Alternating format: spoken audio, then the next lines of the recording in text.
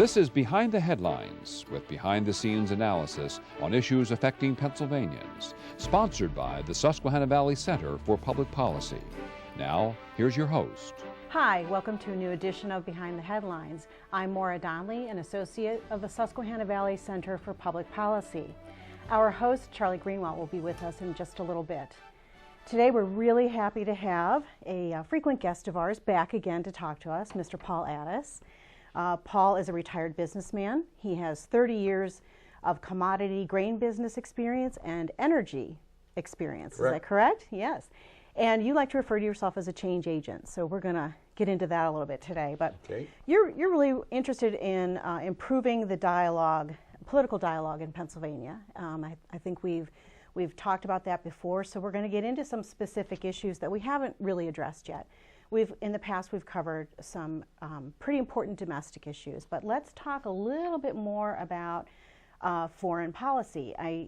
This is the perfect opportunity. We have a new president, brand new president, and so here's your opportunity. If you wanted to give him some advice on foreign policy issues, what would you say?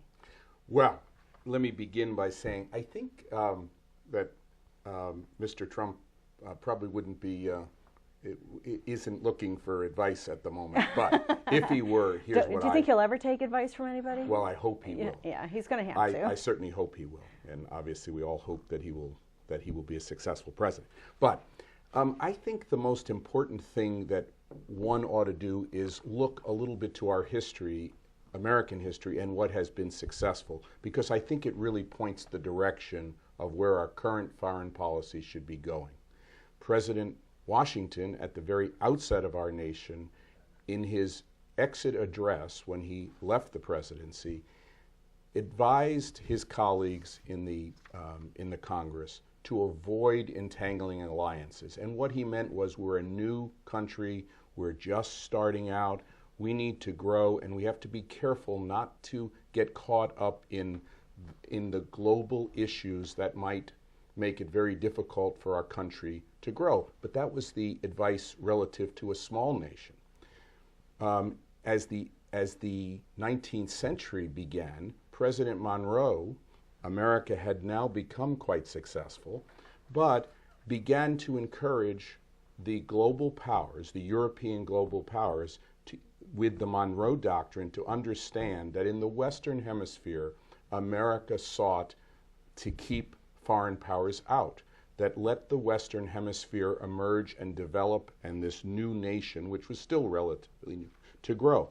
By the end of the 19th century, America was beginning to emerge on the global stage, which emerged very rapidly with the Spanish-American War, with World War I, but most important with the run-up to World War II and the Cold War.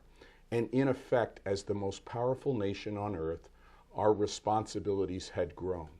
And we were a nation that needed to step up and take on global issues in a very thoughtful, deliberative, mature basis. And in effect, we were fighting against two ideologies which sought to, in effect, global conquest: Nazism and then communism. And in effect, we were the bulwark that defeated both.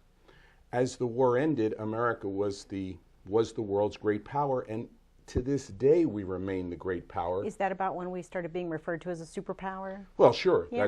I guess that came post-World War II, but it's a pretty accurate description. And while there's a tension with what is in our best interest, that's a complex question. There is no perfect answer. But especially today, I think we should look back to that history, which I've just referred to, and accept that we have global responsibilities, but it is in our self-interest to use that power wisely to maintain peace and stability.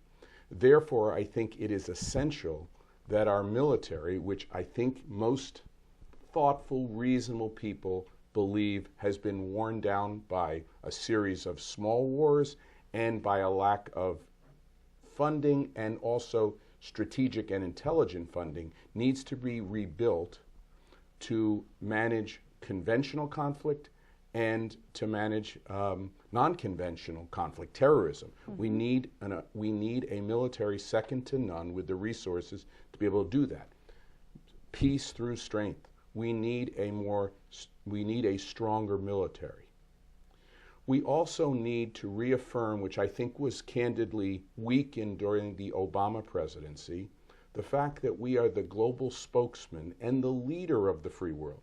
We need to speak out more forcefully. When we act is a different thing than what we speak about. I don't think there should be any question of where America stands relative to peace, stability, and the right of all people to seek freedom and the right for minorities, the right for the weak, the poor, to have a say in the form of government in their country. So we need to be that beacon that says that very forthrightly. I think that is absolutely essential relative as we move forward in this new era with President Trump. Are you getting a sense from the new president that he's thinking otherwise, or are you hopeful that he's thinking along your lines? I'm concerned. Okay. I think it's way too early to draw conclusions, but I'm concerned that the theory of America first is too narrow in the way one thinks about it. Leave out where we intervene. That's a question of judgment, wisdom.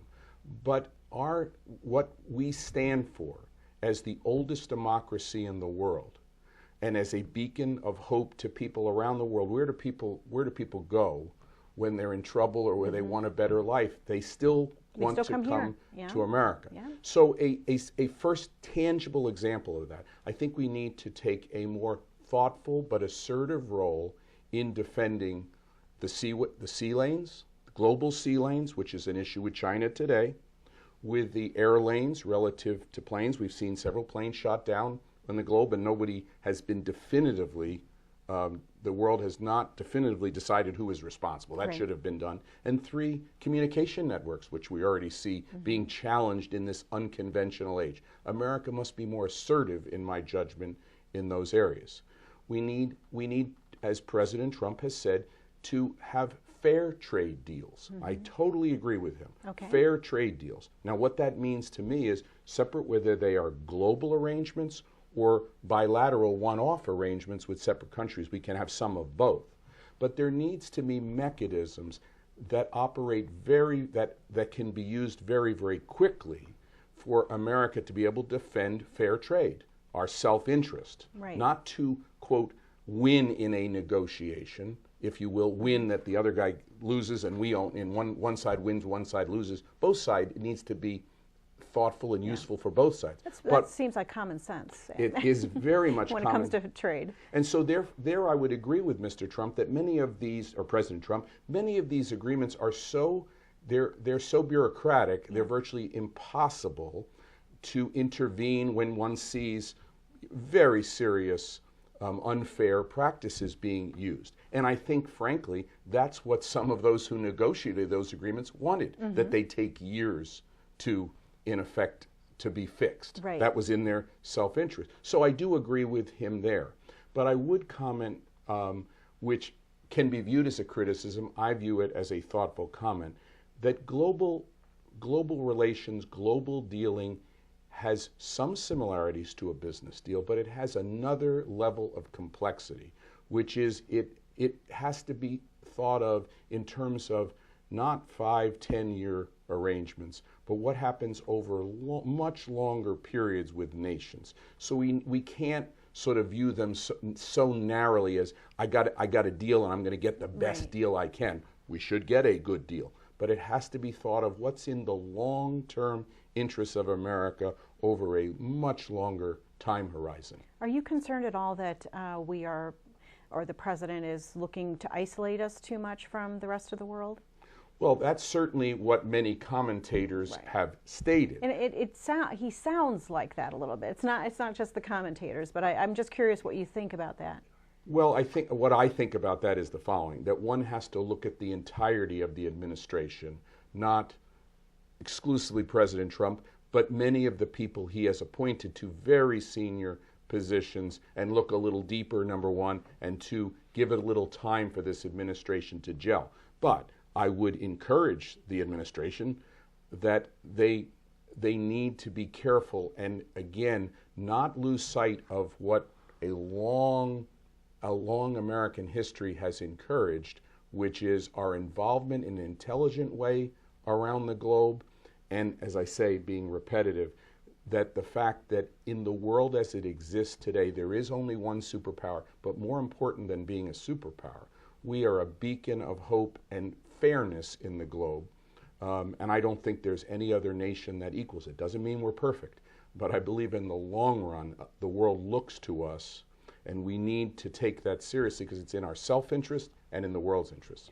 Well, you've indicated before that you think that the right of working men and women to collectively organize should be a central component of foreign policy.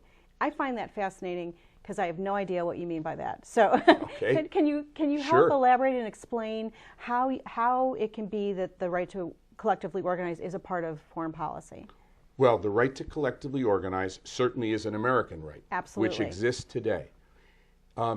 It has been the policy of the AFL when it was an independent labor organization, and then the merged organization, which took place in the 1950s, the AFL-CIO, under a very, very famous labor leader, George Meany, that freedom and the right to collectively bargain go hand in hand.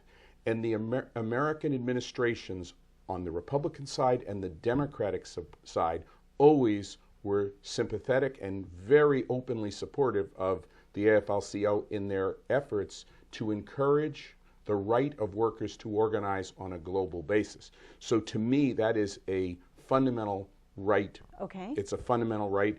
It is analogous to freedom, to give workers that right. Having said that, on a practical basis, when we look at our competitiveness on the global stage, one of the central issues we are struggling with today is labor cost. Well, when one looks around the globe, if foreign workers were to organize and had more leverage as they negotiate with business. And some are. Some are, they're trying but it. many are I don't know not, if they've been and- successful, but many been are some not attempt. in the world we live in. Right. That will lead to increasing wages on a global basis and much greater parity between Right. our labor costs and global workers' labor costs, which can only be good for our competitiveness. So it's a common sense policy, but also linked to freedom, and I think to our successful history as a nation.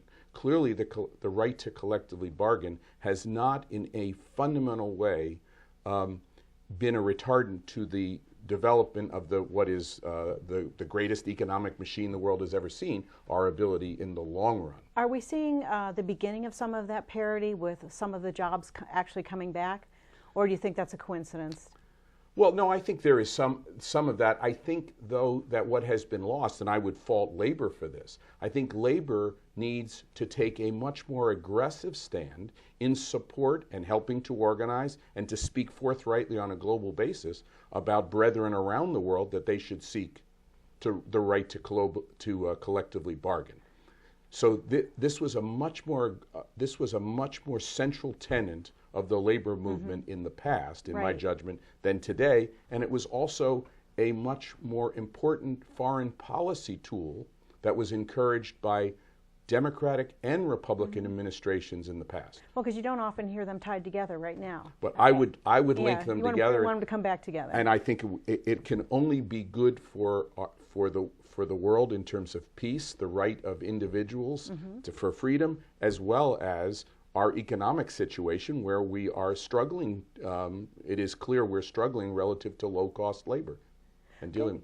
Well, we're running out of time. We always run out of time with you, which is tough because we have so much to talk about. But if you were to give the new president, one piece of advice to start with on foreign trade, foreign policy, what would that be?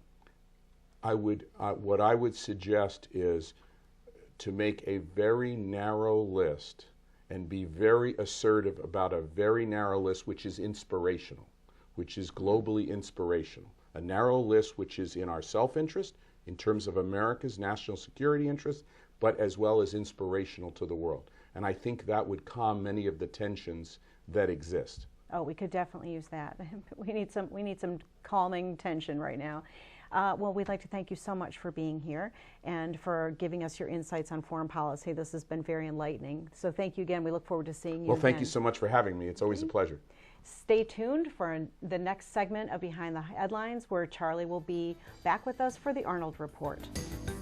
Behind the Headlines is brought to you as a public service by the Hospital and Health System Association of Pennsylvania, helping hospitals provide healing, health, and hope to communities across the state. And by the Pennsylvania Chamber of Business and Industry. The Pennsylvania Chamber serves as the frontline advocate for business on Pennsylvania's Capitol Hill by influencing the legislative, regulatory, and judicial branches of state government. Additional underwriting provided by the Worrell Corporation Foundation, based in Carlisle, Pennsylvania, by the Edward H. and Jeannie Arnold Foundation, and by the Pennsylvania Manufacturers Association. Business in Pennsylvania is our business. Behind the Headlines is also supported as a public service by Daily Express, transporting construction, farm, and industrial equipment throughout the United States, and by Blackford Ventures, LLC, a private equity firm seeking to make significant investments in real estate, proven business enterprises, and their leaders. Find out more at www.blackfordventures.com. And by the Pennsylvania Highway Information Association, the go-to source to learn about transportation projects and issues. Visit pahighwayinfo.org. Welcome back to the second segment of Behind the Headlines. And on this segment, again, I'm joined by Ed Arnold, the chairman of Susquehanna Valley Center for Public Policy. And Ed, we were talking about, on the Arnold report, we were talking about perhaps economic changes that one might expect with a new Trump administration. And we went over some of the questions that the viewers have submitted. One of the things that the incoming president has certainly talked about was, of course, our broken immigration system. There's some of us who believe it's broken simply because the existing system wasn't enforced. There are other people that believe, well, it's broken because there are necessary changes that need to be made. Of course, immigration provides no end of potential discussion and debate among Americans. When we look at immigration historically, we actually can break this down into different periods of time, can't we, Ed? That's correct. The history, I think it's very important. I don't think most people realize the history of our immigration process, and it has changed several times, major changes over the years. Basically what I'm getting at is that today we have legal, and that's the other thing we want to talk about. There's legal immigration and illegal immigration. We are the only country in the world that has massive illegal immigration. We say we don't do what Canada does. Canada has no illegal, because they have the border with the United States. So they don't have to worry about people illegally coming into their country. We have this massive border that, number one, we don't do a good job of patrolling because of our politics, but the second thing is the fact that it even exists. Part of immigration is assimilation. Again, just to bring that point, today we have been, since 1989, around 1 million people a year have been immigrating legally into the United States. Just to get back to the extreme the other way, between 1931 and 1946, that number was about 40,000. Mm-hmm. We had decided that because there was so much major immigration again between 1903 and 1914, where there were also 1 million people average coming in, we needed to assimilate, and we stopped the immigration in our country. First of all, the economic times were not very good. We didn't have the jobs, but basically there was a major switch. Obviously, 1 million people coming in the turn of the century was a drastic number because our population was 1/3 of what it is today. No, I remember from my history that certainly during the Great Depression, popular opinion turned against immigration because they were thinking there aren't enough jobs for Americans here. We're struggling to find food. We don't need any additional competition for jobs at that point. That is correct, and that was exactly true. We did not have the jobs, and therefore we stopped immigration. So we basically, what other countries have done, and we'll get to that a little later, is what is good for America. We can't save the world. We've got to take care of our own. America has a major challenge today. It's the question mark somewhere between 700 and 2+ million. Right now, the numbers we have, 300 and some thousand people are stopped at the border. We're making an assumption, our government is, that's what the numbers we see, is that 1 in 3 people are being stopped. It could be 1 in 5. It could be 1 in 7.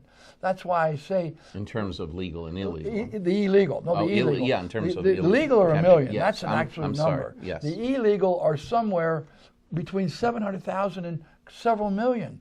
We don't know because we don't know what we don't know. We don't know how many people aren't being stopped. We know our borders are extremely porous, and our government, basically our president, has basically said, let the borders be open.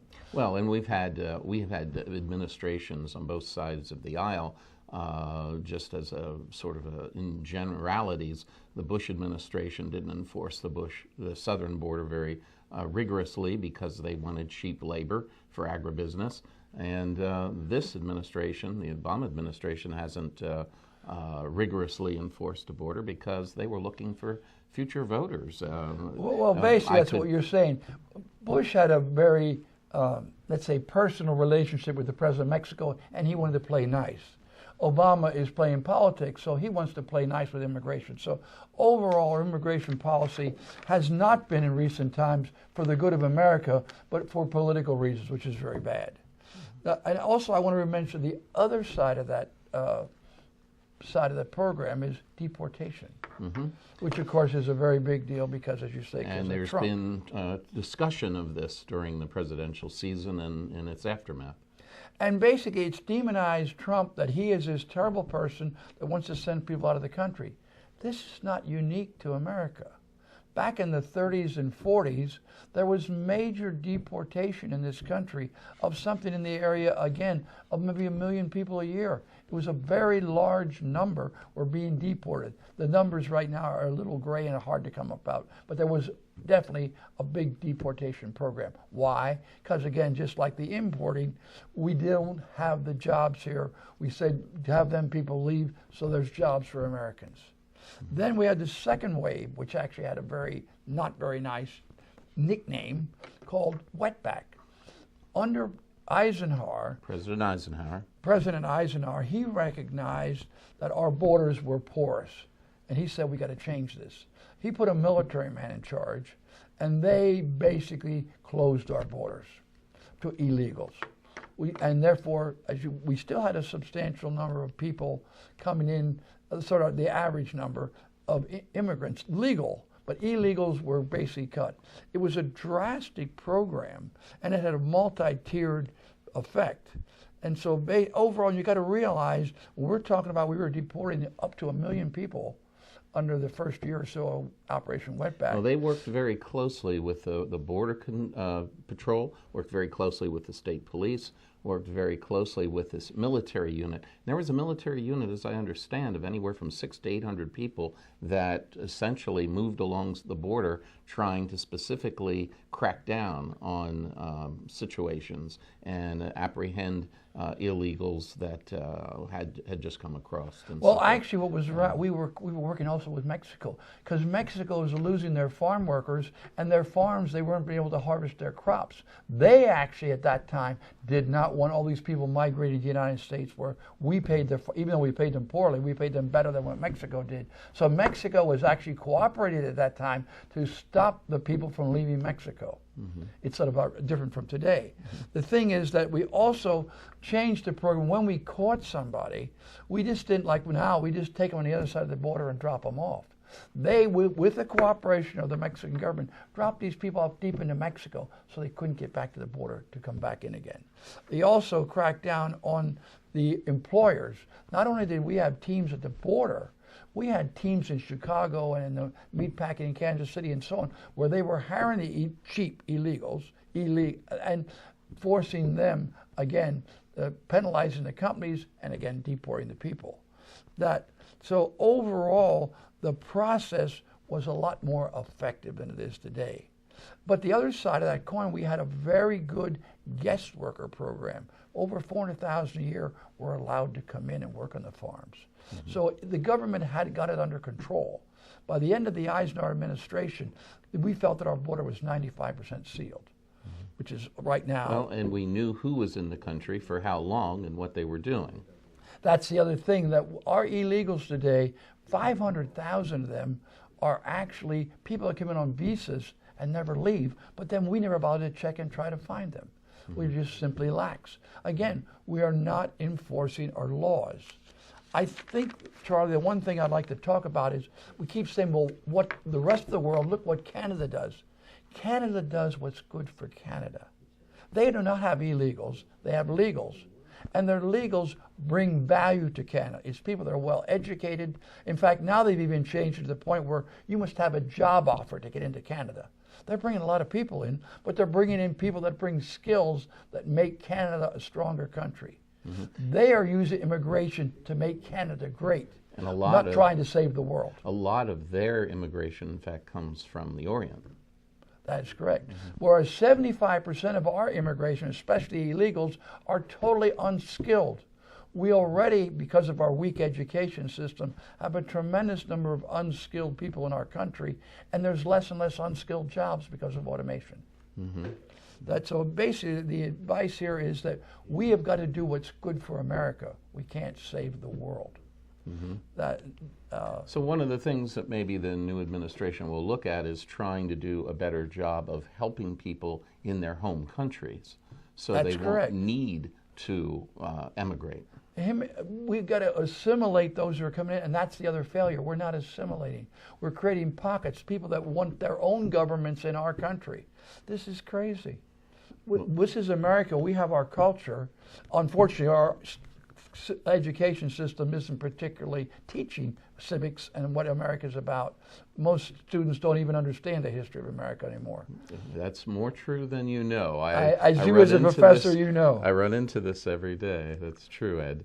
Yes, and nothing I would like more than to see is regular courses in all universities in Western civilization. On the last minute, what would you conclude about immigration under the new administration and what to expect? I think they're going to try to take an intelligent as his team, make America great again, make the people that come into this country help to make America great, not try to be the humanitarian to the world. We are not large enough, we are not strong enough. That we need to basically help these people in the rest of the world, but not bring them into our country unless they're going to help our country be stronger. And continue, of course, a political asylum. Yes, of course, political asylum is always there.